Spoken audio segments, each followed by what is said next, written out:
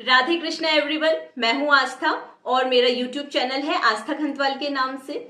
जिसमें मैंने आप लोगों के लिए भगवत गीता सीरीज स्टार्ट की है। मैं स्वयं भी भगवत गीता पढ़ रही हूं और आप लोगों के साथ में भी इसके जो श्लोक हैं और उनका जो भाव है वो साथ ही साथ साझा कर रही हूं और शेयर कर रही हूं। आई होप कि आपको ये सीरीज अच्छी लग रही होगी। आप इन वीडियोस को ज्यादा से ज्यादा लाइक कर रहे होंगे, शेयर कर रहे होंगे और साथ ही साथ प्रमोट भी कर रहे होंगे। तो आज का हम श्लोक पढ़ें और समझें उससे पहले मैं आपको बता देती हूं कि जो भगवत गीता का पहला अध्याय है, कुरुक्षेत्र के युद्ध स्थल में सैन्य निरीक्षण, उसका पहला श्लोक हम लोग ऑलरेडी डिस्कस कर चुके थे, जिसमें जो राजा धृतराष्ट्र हैं वो अपने सचिव संजय से पूछते हैं डरते डरते कि युद्ध स्थल में पांडु पुत्रों और कौरवों के बीच में क्या चल रहा है। तो उसी का आंसर आज के श्लोक में संजय अपने राजा धृतराष्ट्र को देंगे। तो सबसे पहले देखते हैं कि श्लोक क्या है। श्लोक में संजय बोलते हैं, दृष्टवा तु पांडवानीकम व्यूढ़म दुर्योधन स्तदा आचार्यम उपसंगम्य राजा वचनम अब्रवीत। तो सबसे पहले श्लोक का अर्थ जान लेते हैं। संजय अपने राजा धृतराष्ट्र को बोलते हैं, हे राजन, पांडुपुत्रों के द्वारा युद्ध स्थल में व्यूह की रचना को देखते हुए राजा दुर्योधन अपने गुरु के पास गए और उनसे ये कहा। तो चलिए अब जानते हैं कि इस श्लोक में भाव क्या छिपा हुआ है, इस श्लोक का भावार्थ क्या है। तो ये तो हम सभी लोग जानते ही हैं कि जो राजा धृतराष्ट्र हैं वो जन्म से ही अंधे हैं, उनके पास में दृष्टि नहीं है। लेकिन ये भी देखा गया है कि जो राजा धृतराष्ट्र हैं वो आध्यात्मिक दृष्टि भी खो चुके हैं, उनके पास में धार्मिक रूप से पालन करने योग्य दृष्टि भी नहीं है। और कहीं ना कहीं ये बात भी वो जानते ही हैं कि जो उनके पुत्र हैं, जो दुर्योधन है या अन्य जो कौरव जो भी उनके पुत्र हैं,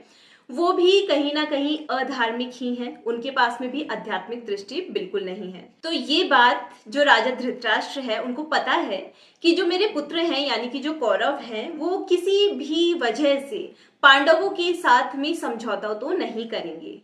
और समझौता करने का मतलब क्या होता है, क्योंकि जो पांडु हैं वो धृतराष्ट्र के भतीजे ही तो हैं, एक ही फैमिली के मेंबर्स तो हैं, तो अधिकार उनका भी है उस साम्राज्य पर। अगर समझौता हो जाए तो पांडवों को भी उनका अधिकार मिल जाएगा। लेकिन सत्ता का लोभ है धृतराष्ट्र को और वो नहीं चाहते हैं कि उनसे थोड़ा सा भी राज्य का कोई भी पार्ट छीने, तो इसलिए वो समझौते के फेवर में तो बिल्कुल भी नहीं है। तो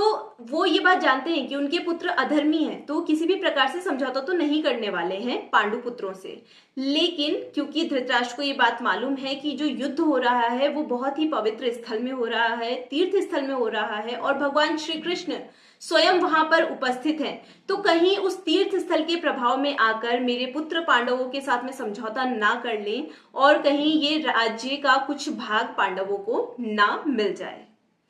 तो जब ये बात डरते डरते ये क्वेश्चन कि उस युद्ध स्थल पर क्या चल रहा है वो अपने सचिव संजय से पूछते हैं राजा धृतराष्ट्र, तो संजय उनके मन की स्थिति को कहीं ना कहीं भांप लेते हैं कि राजा जो है वो निराशा की स्थिति में है, वो कहीं ना कहीं डरे हुए हैं और कहीं ना कहीं संदेह की स्थिति में है कि कहीं युद्ध स्थल में समझौता ना हो जाए।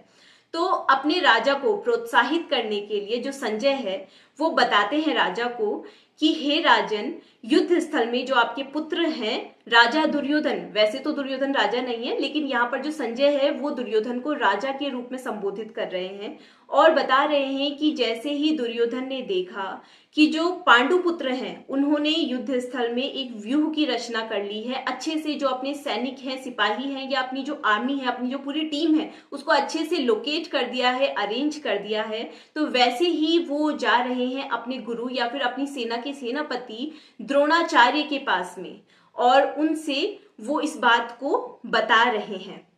तो यहाँ पर जो संजय है वो एक तरीके से तो अपने राजा को प्रोत्साहित कर रहे हैं और उनको ये सांत्वना दे रहे हैं कि किसी भी स्थिति में तीर्थ स्थल के प्रभाव में भी आकर आपका पुत्र जो दुर्योधन है वो समझौता नहीं करने वाला है पांडु पुत्रों से, तो आप निश्चिंत रहें।